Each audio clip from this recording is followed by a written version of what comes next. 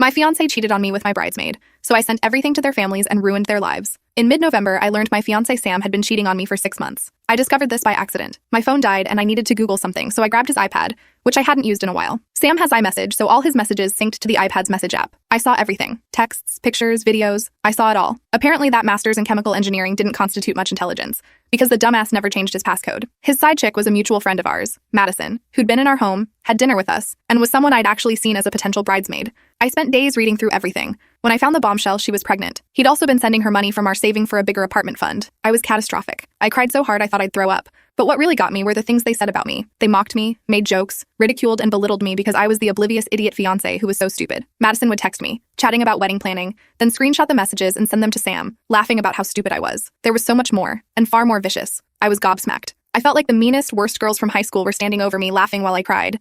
But I was more confused than anything. Who the hell was this person pretending to be my Sam? Now I realize I'd only seen one side of him for 3 years. Madison had actively been pushing Sam to dump me, and suggested the day after Christmas, after we'd returned home from seeing his family. When I read that particular message, something inside me snapped. I've been snickered at my whole life for being the poor kid in a wealthy school, for being a fat kid and teenager, for being an ugly duckling, for always having older out-of-date things, for being quiet, for being an unphotogenic teenager. School kids are their own category of vicious. But growing up with all that gives you a core of steel, and anyone who tries to punch it will break their hand. I was not going to be humiliated. Not again, and not like this. So I thought ahead. Sam had been out of town when I discovered the messages, so I have a few days to pull myself together. I don't know what to do. Major update. For the last month and a half, I pretended everything was fine, at which I'm alarmingly good. Soon my feelings toward him hardened until my initial devastation was gone and replaced by nothing. I'd wait until I was alone to read through his iPad, always putting it back in the same position in his bottom drawer. He never suspected anything, and still never changed his passcode. I collected the most telling evidence, the most explicit messages, the most vicious ones towards me, the ones mentioning the money, the ultrasound photos. I sent them all to myself, then covered my tracks. Christmas comes. We arrived at his parents' house on Christmas morning with plans to spend the night. I spent the day watching that cheating, mocking, money-laundering scumbag have a lovely Christmas. He kissed me goodnight and whispered in my ear how much he loved me. Bastard. The next morning, before we all sat down for breakfast,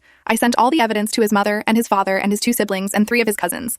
Any family member whose contact I had received it. I was able to time this because Sam's family is pretty phone addicted, and they all get email notifications. My dear readers, I wish you could have witnessed the scene which befell that house. The weasel couldn't even face his own family. Talk about whiplash from that plot twist. He ran outside and had to be cornered. His brother dragged him by his hair back into the house, but I didn't stay for that.